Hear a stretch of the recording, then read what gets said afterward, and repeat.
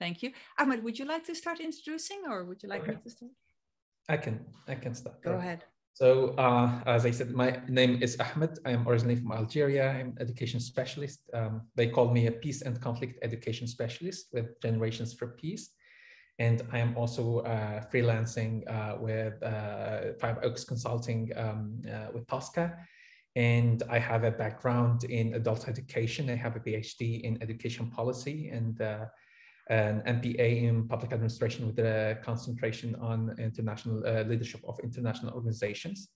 And I have a background in activism as well. So I'm glad to be with you today. And I'm Tosca Bruno van Vijfwijken.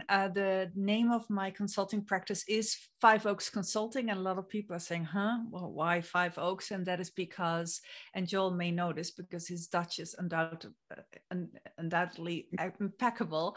My very difficult to pronounce Dutch last name means of the five oak trees.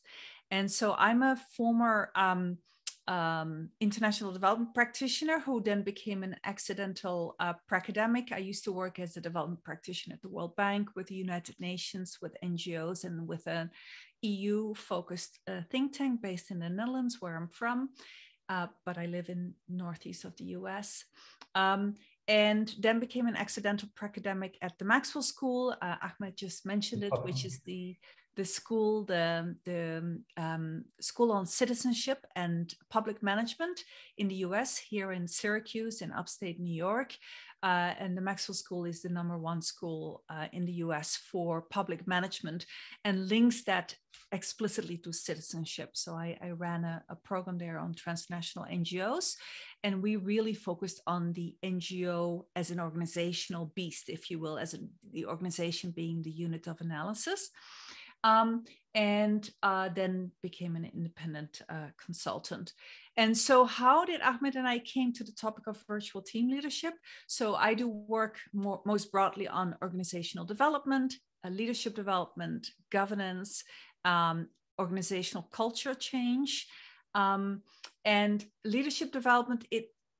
About 10 years ago already, long before the pandemic, it became clear from both the research across sectors, private sector, public sector, and nonprofit sector, that leading virtual or hybrid teams is somewhat different from leading face-to-face teams. A lot of NGO leaders kind of poo-poo that. They say, it's all the same. If I can lead a face-to-face team, then I can also lead a virtual or hybrid team.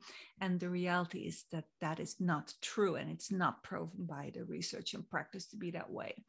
And I think that some of us have really discovered that in the last couple of years.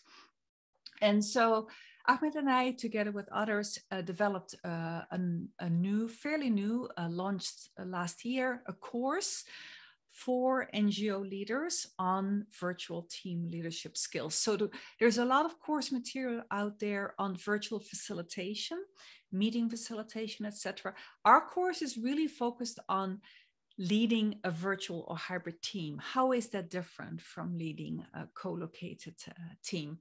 And so I'm also connected to the Nonprofit Builder platform more broadly as a coach and consultant. And so Anna invited us to do this presentation and have a discussion with you. So with that, Ahmed, do you want to jump into the Google Jamboard and get our participants going? You are on mute. Sorry. All right. So I will share the link to the Jamboard, and then I will share my screen so that. Is there anybody who has not worked in Google Jamboard before? It's a very simple virtual whiteboard. All right. So I will share the Jamboard, and I will explain. I will share my screen, and I will explain how it works.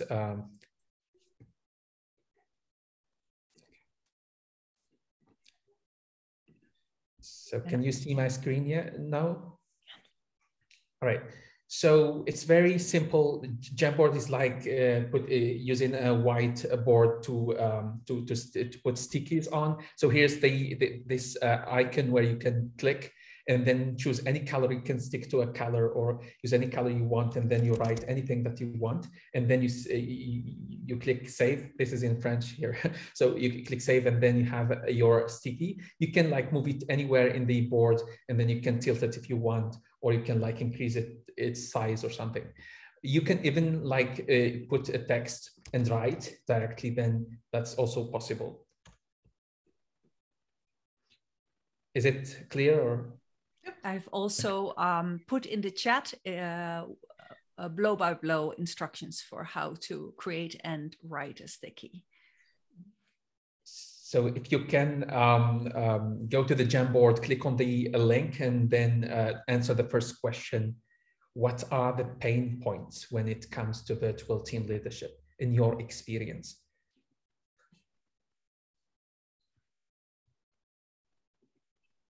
And Matthew, great that this is your first time. It's always good to start somewhere, and you'll see it's very easy. Time zones. Mm-hmm.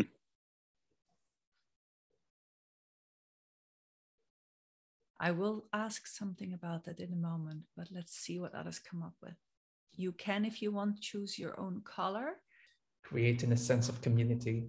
Yes. Exactly. Bingo. That's a big one. It's a little bit more challenging and a little less intuitive. Staff are reliant on face-to-face interactions. Yes, it's for some people very hard to find a similar meaning in virtual interactions. And not being able to share and drink and get that face-to-face feel for the ideas. Yeah, some people are better working in groups than alone. Now, of course, we can virtually work, and some would argue just as well, or maybe even more inclusively and democratically in groups virtually, but it's not necessarily well done. At least that's what we see in the NGO world. So we see in the NGO world, and we'll talk maybe more about that if we have the time, an over-indexing and overuse of virtual meetings. In other words, synchronous meetings, real-time meetings, and an underuse of asynchronous ways of working, where you are working on text-based platforms in your own time. Loneliness, yes, that can be, and for quite a few people is a more of an experience. Doesn't mean that you as a virtual team leader cannot do something about that. And then there is not imposing too much on others due to working from home, different time zones, etc. And we will be talking about some of these today. Yes. And real life opinions exchanged during the workday is needed. Probably this is candor, right? Or through collaboration. Yeah. Ahmed, shall we move to the second page of the Jamboard? Right.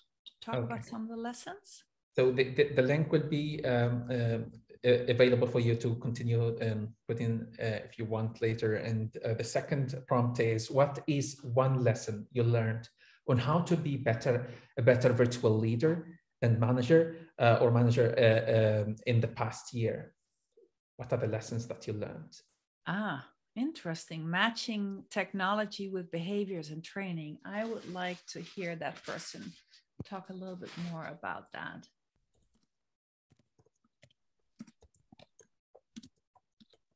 So this is about the mistake that people think that they think, oh, if only we have the right technology, we'll be fine. But actually, it's much more about the human interaction with technology that matters. What else comes up for you? So we need much better communication, because there is no non-verbal communication popping into someone's office for clarification. That's very spot on. And creative thinking around virtual collaborations, less show and tell, more asynchronous messaging. Asynchronous messaging and asynchronous inputting, perhaps, right? Yes. And we tend to think that the best creativity comes from face-to-face or virtual real-time brainstorming, but actually better quality brainstorming comes from doing it first individually, co-creating in an asynchronous way, and then putting our faces together virtually, if you will. Combining video chat with informal texting plus internal skills like deep listening and effective conversation is totally possible. Who knew, right? Yes. The informal texting, the tricky thing about this, and we don't have time in this session to give you a full remit, a full sense of all the topics that we cover in our course. But the issue around time management, fragmentation, etc., with texting and so on, and messaging is an issue. So the effectiveness and the efficiency of communication in the virtual realm is a bit more challenging in some ways. Draining, yes. So that over-indexing, that overuse of meetings, of virtual meetings, I think is a real disease in our sector, in the NGO sector. It's my opinion. It's also something we used to do before COVID, but it's more damaging and less productive even in a pandemic, and I would argue post-pandemic world, because it is quite clear that most of us will be working at least part of our time virtually or in hybrid mode, well beyond the pandemic. Well, these are great inputs. Ahmed, any last reflections on what our participants brought in?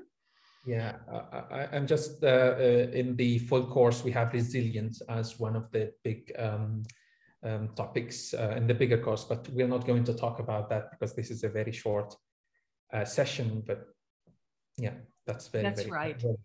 Yeah, that's actually something that I forgot to say up front. So what we're going to do, Joel and Matthew and Julia here, is we're going to talk just about 4 themes that is not, they don't represent the full course content. So the 4 themes that we have sampled for today are: 1, motivation; 2, trust, how to build trust in virtual or hybrid teams; 3, how to nurture team culture and a sense of belonging; and 4 is conflict management.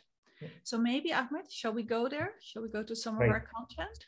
So as I am sharing my screen, can you see the slides now, right? You can see them? Not yet. So I think not yet. Not yet. So you'll probably I will stop share and then yes. Yeah, I'll do that. Now? Yes. All right. So as Tosca was saying in today's session, we are going to talk about 4 important sub-themes within the theme of virtual team leadership. And this is not a preview of the whole course or the entirety of the topic, because it is complex and also there are a lot of other elements to it, but we chose for you building and maintaining trust, because we think that trust is very relevant, especially in virtual work. And there are a lot of issues that Tosca will talk about. And then we will talk about countering potential tendency to hold back socially. And this is inherent of virtual work, and because of trust and because of motivation issues, etc. And then we will talk about nurturing team culture and belonging. And finally, we'll talk about managing conflicts virtually. And you will see that all these 4 themes are intertwined. One affects the other. And then we will, towards the conclusion, we will combine our understanding of theory, some of tips and tricks from practice. So over to you, Tosca. All right, so if I could have the next slide. So let's talk about how to build as well as maintain trust in virtual or in hybrid teams. We don't have time in this session to kind of distinguish where hybrid teams are different from virtual teams. So I'm going to mention them all in once. So why is it more difficult to establish trust in virtual teams? Because the research across sectors and the practice indicates that we human beings, once we communicate with each other and collaborate through devices only, it's a little harder to generate empathy for each other. It's a little harder, and some of you already in the Google Jamboard have referred to that, to feel connected, to not feel lonely, to not feel lost within the team or within the organization. It's a little harder, or maybe a lot harder, to give feedback to each other. It is more important that we give positive feedback. We'll come back to that. One can have a sense as a team leader that in a virtual team that the other members in the team may not be as committed to the outcomes, to impact, to the effort, or there is at least a perception of that. And we often see in virtual teams that there is either social loafing happening. What do I mean by that? That is when people in a group feel that they can kind of hide within the team behind the efforts of others. We don't have to exert as much our full effort because we can hide behind the group's effort. That, of course, you can see that clearly in face-to-face teams sometimes, but it tends to have a higher risk of being exacerbated in a virtual team. Sometimes we also see that leaders assume that people are not putting in the full effort because they don't have a sense that they can pop in and kind of have in somebody's office, whether they're on task, whether everybody's working hard, etc. So then we see a tendency from virtual team leaders who have just been thrown into a virtual team when first they managed a co-located team, that they have to start micromanaging. And then importantly also, people have less of a sense in a virtual team that their individual efforts are actually seen, that they're honored, that they are rewarded, and as a result, they may be less collaborative. So the tricky thing is that trust is more critical in virtual teams for effective functioning, but it's also more difficult to build than in traditional co-located team. And de facto, people in a virtual team need to more overtly, intentionally signal their trustworthiness by how they work with others on a task. And so visible work processes, making those work processes very visible is very important. How can you develop trust in a virtual team? You can do it in many ways. Ahmed will talk about some of those. But practically, you can, for instance, do it by encouraging everyone in your team to respond promptly to requests from their teammates, to take the time to give substantive feedback, positive as well as where necessary, constructive critical feedback, to proactively suggest solutions when your team is facing issues, and to maintain a very overtly positive and affirmative, supportive tone in your communications. And Ahmed will talk more about that. We see in the research that virtual teams do have a higher rate of conflict than in a co-located team. And at the same time, and Ahmed will speak to this, conflict management is more challenging than it already is in co-located teams. So in virtual teams, it's more difficult to develop psychological safety. It's more difficult to develop candor, and being candid with each other is really important for trust building and for good collaboration. We as humans tend to withhold more information in virtual teams. There is more of what the researchers call psychological distancing, where I don't feel as close to you as I would feel in a co-located team. And importantly, when we are engaging in written text messages, so we're working asynchronously in chat, whether it's on Teams, whether it's in Slack or whatever mechanism we use, we tend to put more negative attributes. We tend to interpret what other people write a little bit more negatively than what the sender of the information often implies. So once your message is neutral or it is critical, it is experienced in a much harsher way by the receiver. Over to you, Ahmed, for the next component. I'm on mute again. All right, so as Tosca said, thank you, Tosca, and this is adding to what you were saying, then because of deteriorating trust and because of all the issues about empathy, lack of because of not sharing the context, then people feel demotivated and feel siloed in their work, then they may hold back socially. And this is because of lack of bonding, and co-located setting. We tend to have a lot of bonding thanks to the watercolor talk, the joy and the fun that we feel when you are in office and then somebody stops by your office, by your desk and tells you a story that happened the other day, or the laughter, the good laughter that we have in the office. We are missing that, right? And then bonding also happens because we have, we used to do in co-located team a lot of team building activities that we are missing today. And then in the research shows that in virtual work, then it's all task oriented. It's not relationship oriented. So all the time it is about tasks. And if I ask you today, how many times do we send a message or an email sharing with colleagues a recipe that worked for me, or something that is out of that brings people together, that causes bonding. And then I think that the case is that in the virtual space we often forget that and be bogged down in tasks. And also, so all of that causes people to hold back and to feel siloed and to feel alone in the race, as it were.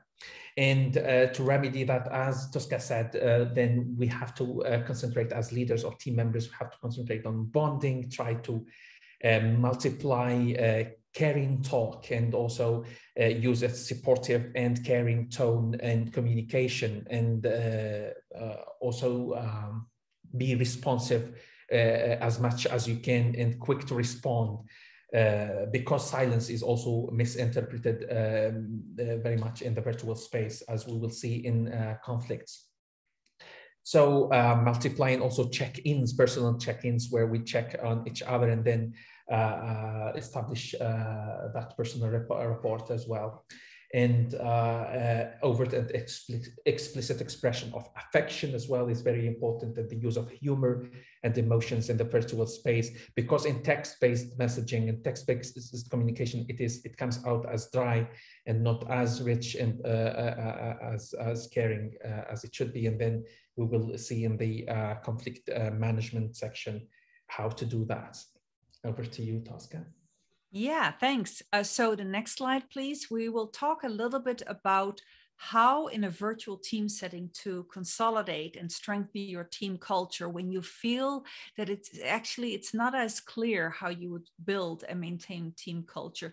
And I just want to take a step back before we continue and say the fact that Ahmed and I are emphasizing in this webinar, but also in the course are addressing some of the challenges that virtual as well as hybrid teams may see does not mean that working virtually does not have also many advantages. So we're not discounting for that at all.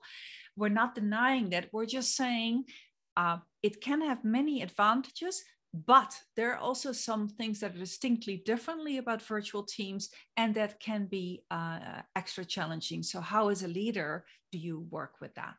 Next slide. So team culture and belonging. So obviously, and somebody said it already in our Google Jamboard, is we are missing some really essential body cues, body language cues, when we only see each other on the screen, or of course when we're engaged in text-based communication and collaboration, right? So we already in international teams have language and cultural differences that we would have to navigate anyway. What we have to do in virtual teams is use rich communication. What do we mean by that? Not all the time, but we do need audio and video so that at least we can interpret as much as possible what the meaning is of what we're communicating through the tone of our voice, as well as seeing at least the parts of our body that are visible here in Zoom on the screen, right? Because we know from communication that how much meaning I derive when I listen to Ahmed comes like 40% comes from the tone of his voice, what I hear from that. Another 30 to 40% comes from his body language, and only 20% comes from the words that come from his mouth. So that is all a little bit harder to interpret in the virtual space. You've mentioned before isolation. There is a greater risk of isolation in virtual and hybrid teams. So we need to apply more emotional intelligence and empathy. And in the full course that we offer, we go in much more depth on that. We know that it's easier for team members to feel demotivated in virtual teams, as I said before, because they feel less seen by their team leader and by others. And there is some troubling research across sectors that says that if you have a hybrid team where some people are co-located and others are virtual, the virtual team members will actually come up less for promotion, will be celebrated less by their organizations, will be held up less by their team members, etc. And that leads to loss of employee loyalty. So we need to more, again, overtly reward success in our teams and hold up our team members. And interestingly enough, it is actually harder for you as a team leader to get the mind share of your team members. What do I mean by that? To get their full attention, because they have a lot of stuff going on. All our work lives and our personal lives are totally enmeshed now since we work from home. And it's harder to get the mind share. And also, I don't know as a team leader as well, now, what's Ahmed's actually home situation right now? Because we don't see each other. I don't see his pictures of his lovely son Iyad on the wall, etc. I'm missing a lot of cues about the real context of my team members, unless you act on that. So bonding activities are really important. Over to you, Ahmed. All right, sorry. All right, so now after talking about social inhibitors and trust, then managing conflicts becomes tricky because of all the reasons that we mentioned. If trust is not there, then conflicts tend to be harsher, tend to escalate quicker, and tend to happen more frequently. And because, as Tosca said, there is less chance for empathy, then also conflicts become more frequent as well.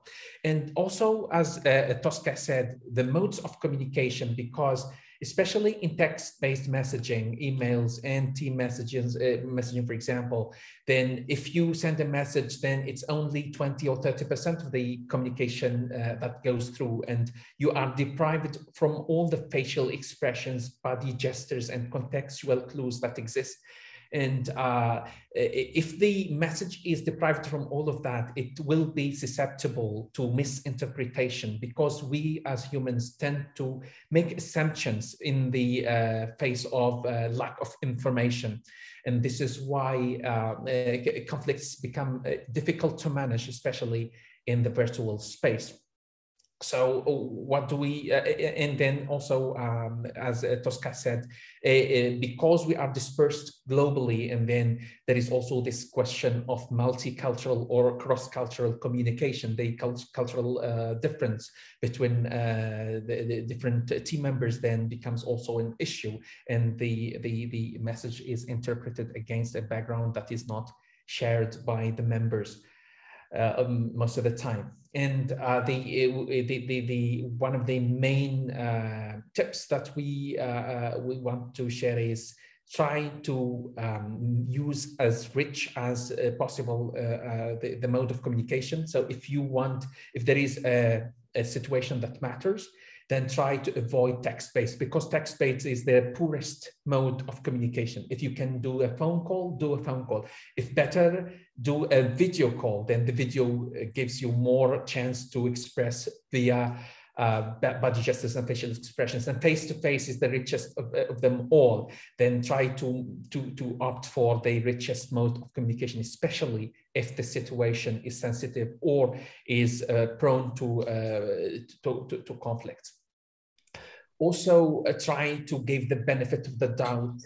And in my culture, they say, try to give 70 excuses. I don't invite you to give 70 excuses, but try to give as many excuses as possible when you receive. And then, in the slide, as you see, there is a saying that goes, be conservative in writing, in written communication when you send, and then liberal when you receive. And we don't mean conservative, we mean try to be as tactful, as careful when you send a message via in the virtual space as you can, and then be liberal, give a benefit of the doubt, and give excuses to people as much as you can. And also synchronous communication is important when it comes to a conflict situation. And also be generous when you communicate. In our old days of school, they tried to tell us, say less to mean more. And I think that we need to say more to mean more. We need to elaborate and to use as detailed message as we can, so that we can avoid misinterpretation of the message. Yeah. So with that, I will wrap it up so that we can go to your what this brings up in your mind. So in the full course, Post-Pandemic Virtual Team Leadership Essentials, we through a range of interactive adult learning methodologies. So we also train on the importance of, for instance, explicit norm building and building protocols. So for instance, our ways of working in virtual teams need to be much more explicitly laid out, and kind of develop team charts around protocols. This focus on relationship orientation is being, we go into that in a lot more depth in the course. And there is a whole component on how to most effectively and also efficiently communicate, because many of us are experiencing digital fatigue, burnout. Our work-life balance has completely been blown out of the water. And so how can you be more resilient and be both more effective, but also efficient? Next slide. So these are some of the things that some of it we were able to cover in the 4 topics that we addressed today, but there's a lot more of that in the course. So now I would like to move us to your questions. Next slide. Actually, before we get to this, let's ask first is, and let me put this question in the chat, and then it's maybe what I would like to, can I get all of you to put your fingers on the keyboard, get ready, and here comes a question, and that is an obvious question, namely, what does this set of lessons, oops, sorry, lost my Zoom, this set of lessons bring up in your mind? What comes up for you after listening to us? What questions do you have? What challenges do you face? And what have you found to work? So if I could first hear everybody on chat, and then we'll just to get everybody's input in the beginning.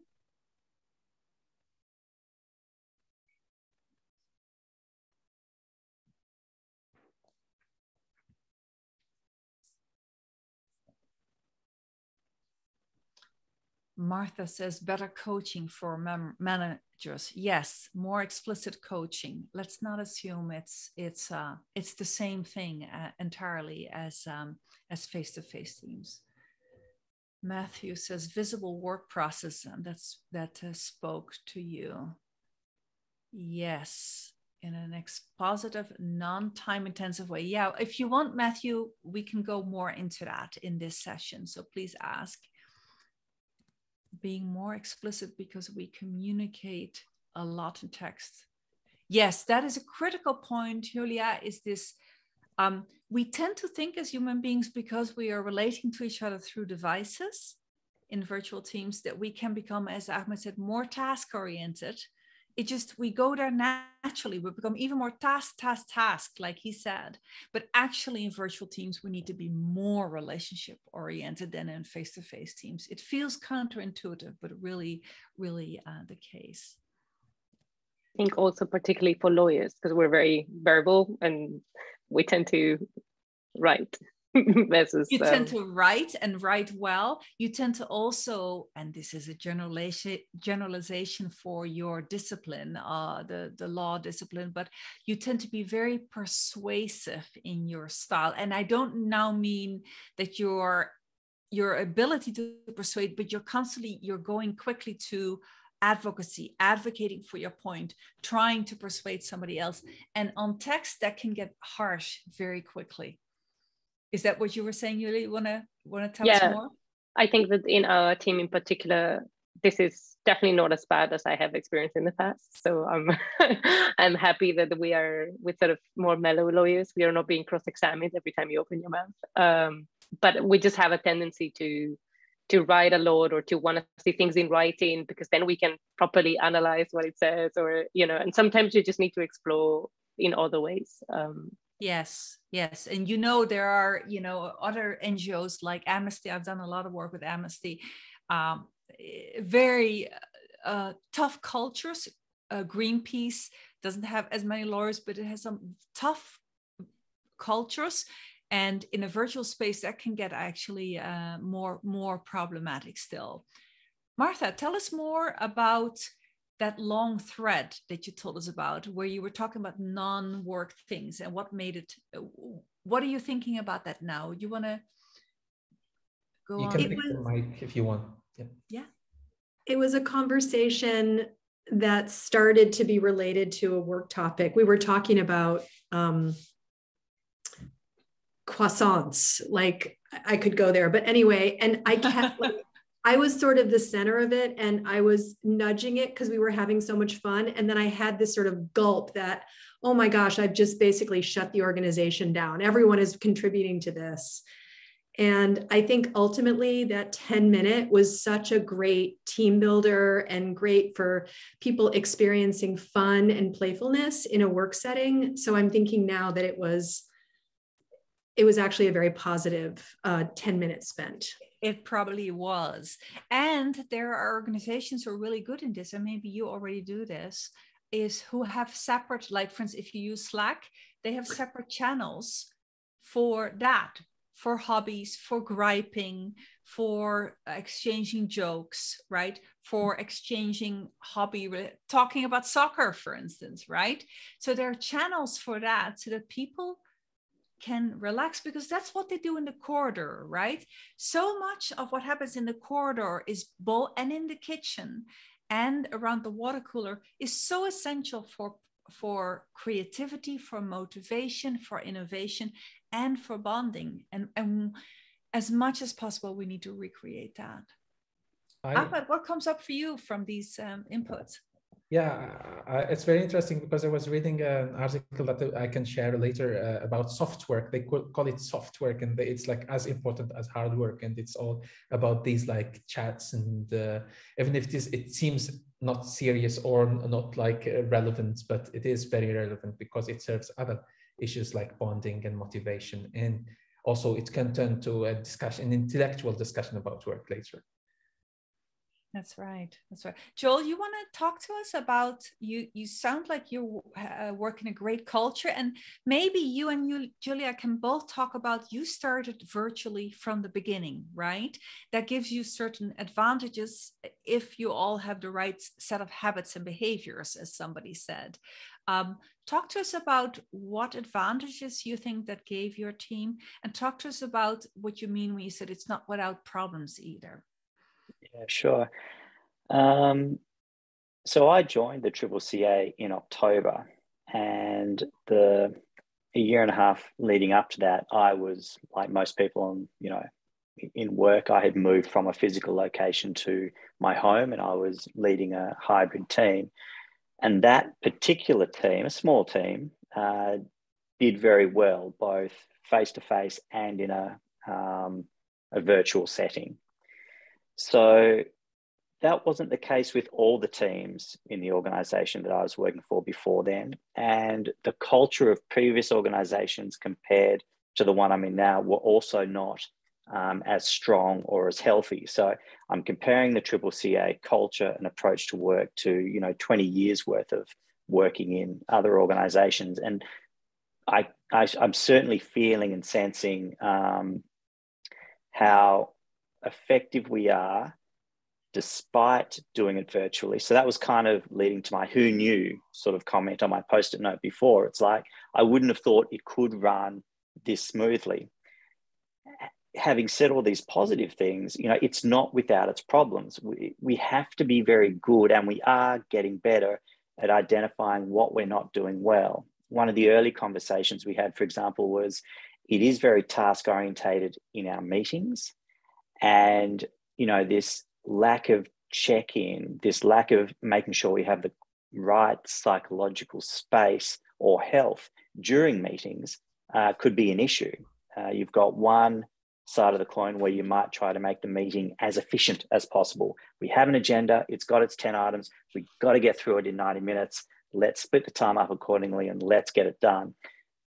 Doesn't work too well, but it's what we can gravitate towards sometimes. So discussing that and then rethinking how we organize our time during these meetings, making sure that we get that balance right between, that check-in mental side, mental healthy side to working together virtually and balancing that with the tasks. That's an example of a problem that we've had to overcome. Yeah. And as Ahmed said, also do not discount, I would say, two other instruments. One is the one-on-one. I think every team manager needs to have a one-on-one. 10, 15 minutes can be enough, once a week, maybe twice a week, but where you are, it can be the kind of huddle type of meeting where you say, what are you working on? What do you need help with? What is your next set of actions? And, or it can be checking in, not about work, but how is the person doing? Do they feel supported? And what can I, as a team manager, do for you to make your work and your life better? So that is one thing. And the other thing that we recommend and talk about more in the course also is just simple mechanisms like open office hours, similar to in academia, right? Where you as a team manager, once a week, twice a week, you have an hour, 2 hour, you don't schedule anything else. You have your Zoom link open, you're doing your work, and people pop in just for a quick question, just for, hey, I want to talk about this. What do you think about this? Those are underutilized mechanisms. Matthew, we haven't heard much from you yet, but I really liked what you said about the visible work progress. Tell us more about what you've experimented with to do that. And also, what are your questions around that? Sure. I mean, I think several people have kind of talked about it a little bit. It often goes to the, what you're saying about trust and how to manage people remotely. What I saw at my previous organization a lot more than I see at Growwald was some of our staff who were very used to working in person. And so if they saw someone at their desk, okay, they're working. And as soon as people went remote, they really struggled with, are they actually working? And they didn't know that in person, someone in front of their laptop could have been playing Sudoku the whole day and not actually working, but they're in that mindset of they're used to seeing it. So I think it's been a big challenge of how to help kind of have that trust, but even beyond the trust, going to kind of what you said, allowing that time to check in. So if someone needs help in a virtual setting, is it easy enough for them to ask for that help? If something needs to be reviewed in a virtual setting, how do you do that? We've experimented with Asana as kind of a project management software. Certainly, I think we've had more success when managers, as you recommended, have one-on-ones with staff, even quick ones. But I'm still curious because I come from an HR and technology side. Are there softwares that we should be using to help mitigate that? But as you said in the beginning, sometimes you can put that software cart in front of that behavior horse. Yes, and in fact, somebody said that earlier also on the Google Jamboard, right? it's not ultimately about technology. It is about our human behaviors around it. And it is about you as team leaders and team managers modeling. It is very much about that modeling again. In the full course, so we have a lesson on performance monitoring and performance management and how to do that in a virtual way. And it's not only for performance management that we need for visible work processes. We need to be very overt in who will, not just who will do what, but where do we work? So where do we upload and download, right? Where do we communicate what type of messaging, right? Where do we co-create? And all of these things need to be much more contract. We need to have team contracts around that in a kind of a team chart kind of way that is needs to be more explicit. So what comes up for others, or for you, Ahmed? What are we thinking of? Yeah, we're just thinking of something that I like about from the Americans. They say trust and verify, then verify. So it's like first trust, and then they put trust first, and I like that. So I think that trust is all about like this autonomy that you are giving, this delegation, because it's about flexibility and trusting people to do their work behind the screens. And I think that trust begets trust, but also there is like, then you verify through the monitoring tools that you put in place. So yeah. Yeah. What else is on the minds of Julia and Joel and Matthew? Anna? Yeah, I can maybe share some things. What I find actually very helpful is check-in, for example, to ask your partner, your colleague, how they feel, whether they feel overwhelmed with something, and maybe even to work on something together. What we adopted already for some months, we sometimes work like that with, we have a WhatsApp call, and we simultaneously can work on specific document or file or something, so we can discuss it, and it kind of creates this quite positive results, both on emotional side, but also on the side of producing actual work. So that I found quite helpful. And what I learned also from today's session, I guess it's indeed makes sense to give priority to video or voice communication in comparison with text. I mean, they do complement each other to a certain extent. And another thing also to watch carefully what message you are conveying if you're actually only writing, because there's some cues can be harder to pick up. So yeah, that's yeah. Two quick thoughts to that. One is that virtual co-working can be really helpful, right? Where you are, let's say, on a Zoom link together for an hour or 2 or 3. And everybody turns off their camera and microphone as they're working, but they can still hear each other. So then when people have a question to each other, like, hey, Ahmed, how was I supposed to do this again? I forget.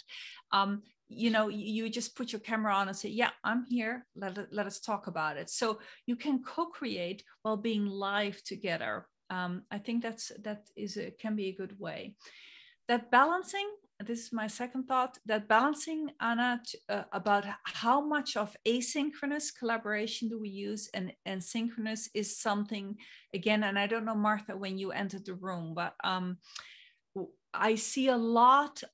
If you want to work effectively together virtually, you need to move more on the spectrum towards asynchronous ways of working. Otherwise, it will just be so incredibly exhausting and not as both productive, but also rewarding, if you will. And so again, I see a lot of NGOs, they keep managing as if they're co-located, and overuse of that meetings, overuse of meetings, yeah. Just to add, you reminded me of this, like, I think that there is no limit to our ability to create and replicate what we miss most from a co-located situation.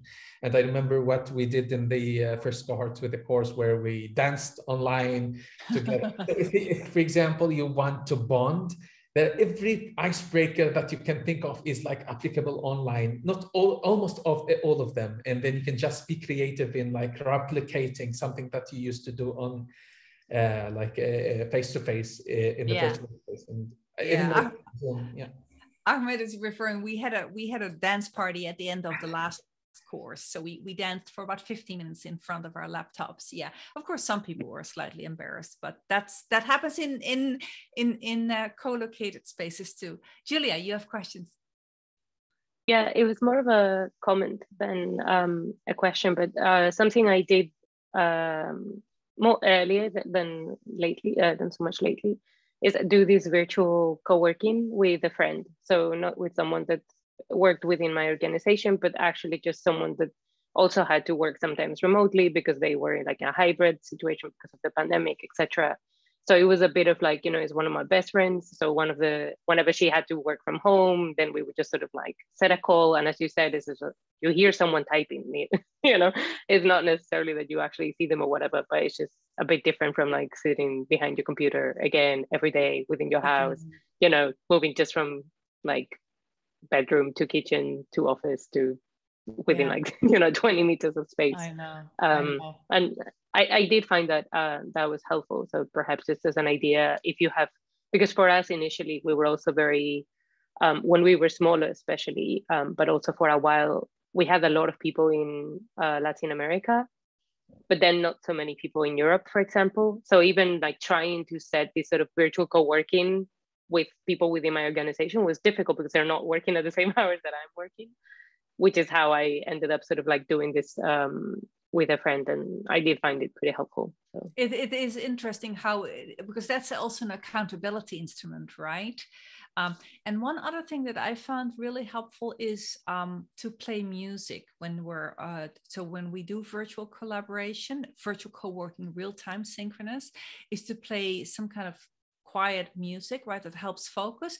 But it's like when you sit in a workshop room and everybody is asked to do some individual work. And, you know, you're doing that work as you are in a face-to-face workshop and you're looking up for a moment, you see everybody working. You can create something somewhat analogous by playing music because it ties everybody together. You're still feeling like you're in the same space. Joel. Yeah, I was just thinking, you know, some of the reasons why I'm enjoying the virtual work so much at the moment.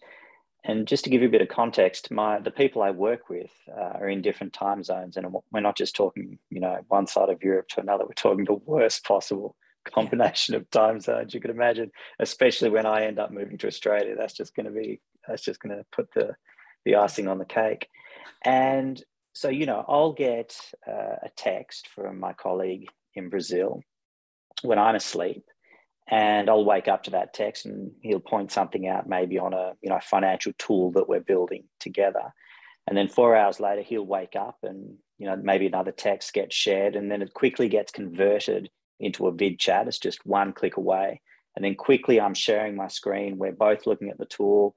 We're working on how to, you know, get a formula right or a number right. And it just works incredibly efficiently that way. And I think one of the reasons it works efficiently is, again, you've got this basis of trust. You know, if someone doesn't respond to your text or email, no one's worried about it. They just assume you're taking the kids to school, you're sleeping, you're whatever. I mean, we know enough about each other's lives outside of work. You know, Julie and I were joking the other day that we've got this whingy lawyer in Washington who, you know, can't make an 8 o'clock meeting in the morning. Well, we all know why he can't make an 8 o'clock meeting in the morning. He's got 1 billion kids. And he's organising lunches, and he's doing this, and his wife's doing it too. So we all know this about each other. I think that's extremely helpful to make a healthy virtual collaborative culture.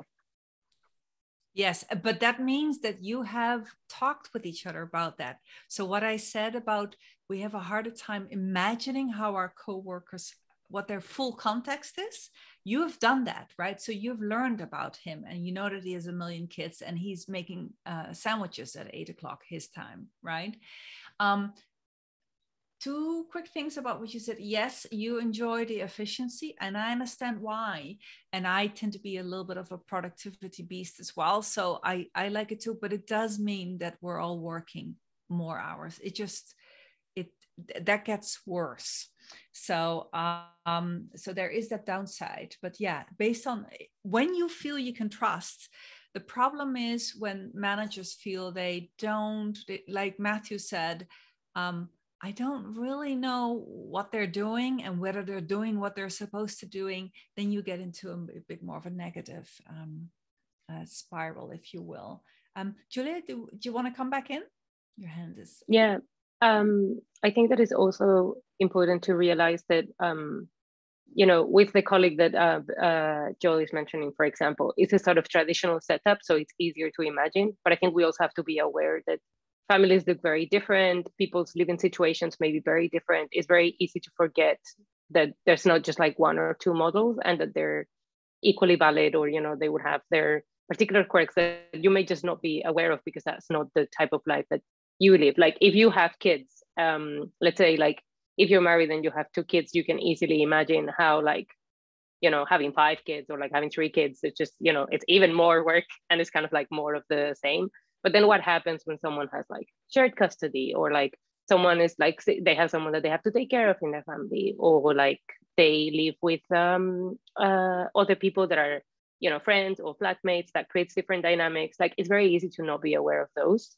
So I think that it becomes all more important that we realize that, we need to share we need to create this space to share what is the true daily life like for us, so that other people can be aware and like not be afraid of these sort of like sharing spaces. Because I think sometimes, especially in certain cultures, it can be very, I don't want to get involved in your private business type of, so it's like, I don't need to know about your life. It's like, actually, you do need to know because,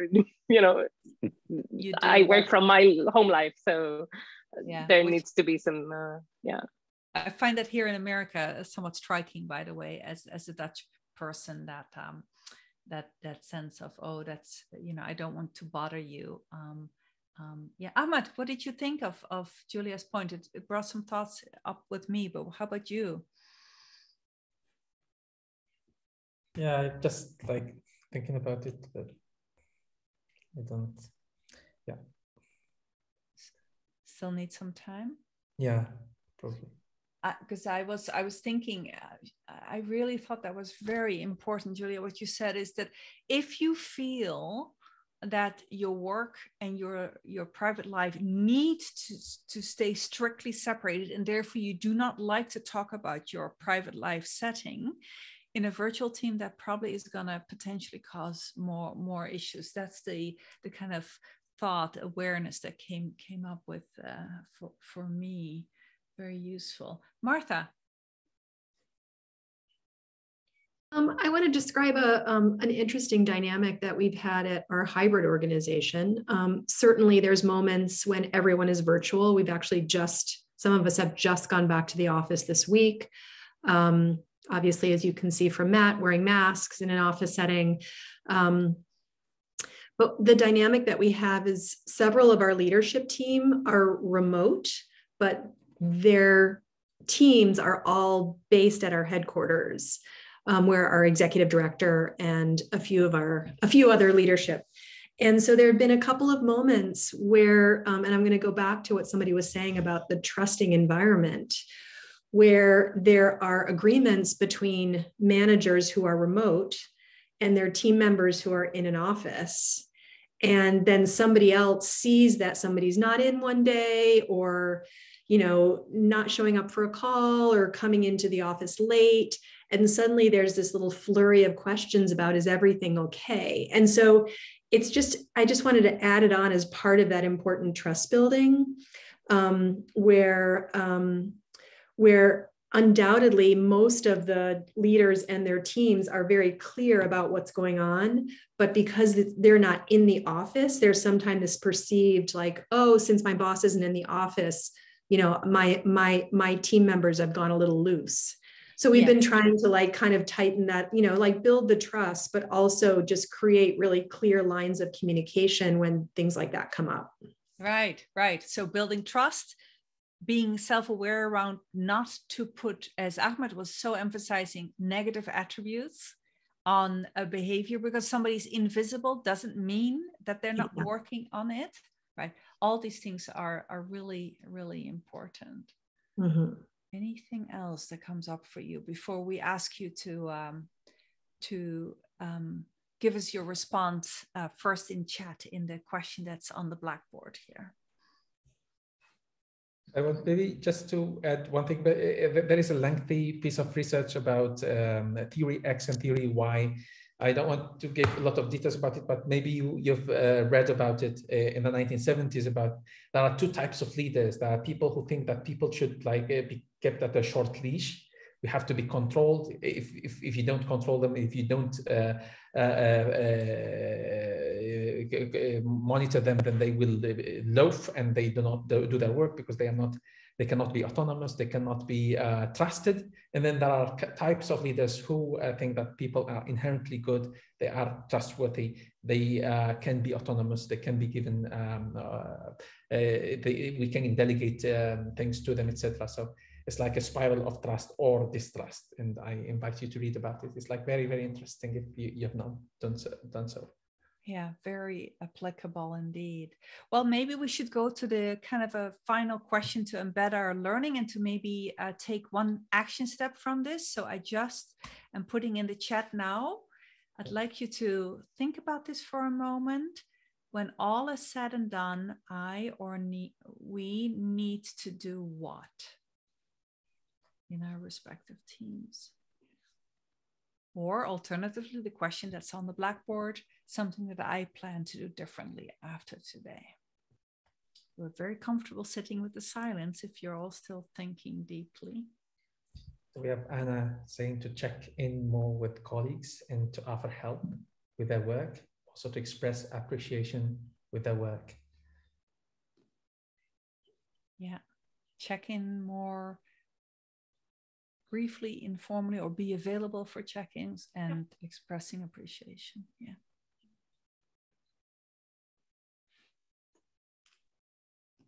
Yeah, I have noticed that it makes sense, and even just emotional support. Oh yes, you did great job. That's fantastic. I liked how you wrote that document or something. That matters. Yeah, people feel noted and they feel seen, and that is in the virtual space even more important than in the face-to-face space. I've added a few things to Jamboard. First time using this. Yeah, it is fun, isn't it, Martha? It's so easy. It's so easy, and it's freely available as part of the any. You don't need to have the subscription-based Google Suite for that. We'll share that link to the Jamboard with you all together with the slides. As a tool for a team, yes, you absolutely can. And Julia says, checking in with colleagues once again. Try out the open office hours and not check my own. That's interesting, Julia. You're saying not check my own expressiveness in written comms as less professional. Are you willing to tell us more about that, or would you like to? Yeah, I think very often I hold back on like exclamation mark, or like putting a smiley at the end of a message or something, especially if it's an email perhaps versus like a text or a WhatsApp signal, something like that.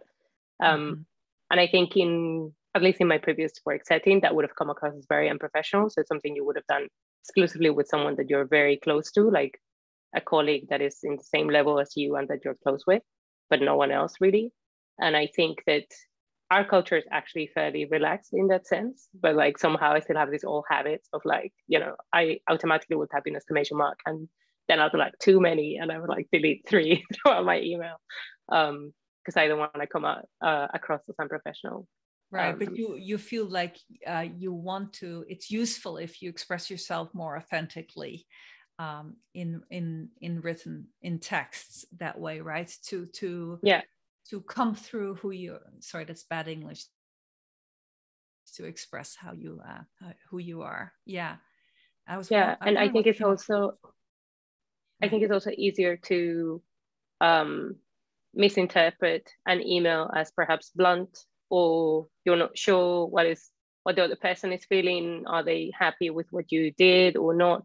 If everything is sort of very cookie cutter bland, so like there's no exclamation marks, there's no, you know, so then unless they write well done, this was proper work, like this was very good or something, then you have no idea how they're receiving it. Exactly. So precisely because of this thing that you were commenting on earlier, that words are like 20% of our communication, and then, you know, we have all of these other layers. But if you're communicating exclusively through email, then it's very difficult to see whether someone is like, okay, thanks, or like, okay, thanks. You know, and so you're not sure where you stand with that person, perhaps because you don't have this other feedback that you would have if you just like run into them in an office, or you're missing extra feedback signals. Yes. And Joel is saying more emphasis still on deep listening and effective conversations, and spreading this work throughout your organization. And yeah, it's just a strategy we've got going at the moment. But I just wanted to tell Julie, I like the emojis. Like, don't stop using the emojis, mate. Key for communication. And Matthew brings up onboarding, which, in the course we talk about, but we don't have time here. But onboarding virtually is quite challenging. Can be done, but it takes a lot of thoughtfulness. So I'm happy to talk about it at a different time. Yeah, Martha, you need to jump, and I think several of us need to jump. So let's move maybe to the end. And Anna, if you can bring back that last slide. So Ahmed and I are happy to be contacted by you if you have more questions, if you just want to have a conversation about your learning needs, your pain points, or your grantees' pain points. And we have the course. And so just to explain briefly about the course. So we have the full course is a cohort-based course, 6 weeks, 3 types of subscriptions. One is that you just take the asynchronous self-paced content. The second tier for subscription is where it includes 6 peer coaching hours with Ahmed and myself, including some open office hour availability. And the third tier is individualized, customized one-on-one coaching. So, I see, Ahmed, your battery died. Yes, I'm seeing it. You're hanging in by a thread. And so if you're interested in that, the links are on the screen. Also, we decided to offer a free sampler, kind of a free mini course that just gives you a flavor of a couple of the topics, similar to what we talked about here, but not exactly the same. That has short videos with slide content. It has podcasts. It has some funny memes and videos, and it has a few quick readings as well as worksheets. So with that, Ahmed, any last words before your computer dies altogether? Right. So thank you so much for having us, and it was a pleasure meeting you all. Thank you so much, Tosca. Thank you so much, Ahmed. It was a really very timely presentation and very useful topic for all of us, and a very interesting and intimate discussion. And it was great also to share all our experiences. Already by now we have some things to share. And please feel free to continue with Tosca and Ahmed on a bilateral basis. You have all the links, and further we will share also the presentation and whatever information is relevant. And just to mention that Tosca is also expert on a broader scale. She can support also nonprofits with strategy and other elements of organizational development. So that's also something to explore. And on this note, a big thank you also to Patricia for her very important help and role. And once again, thanks to our speakers. And thank you everyone for participation. And we look forward to seeing you in the coming sessions as well. So bye everyone. Thanks a lot. Thanks. It was a pleasure. Bye everybody. Bye. Bye. Bye.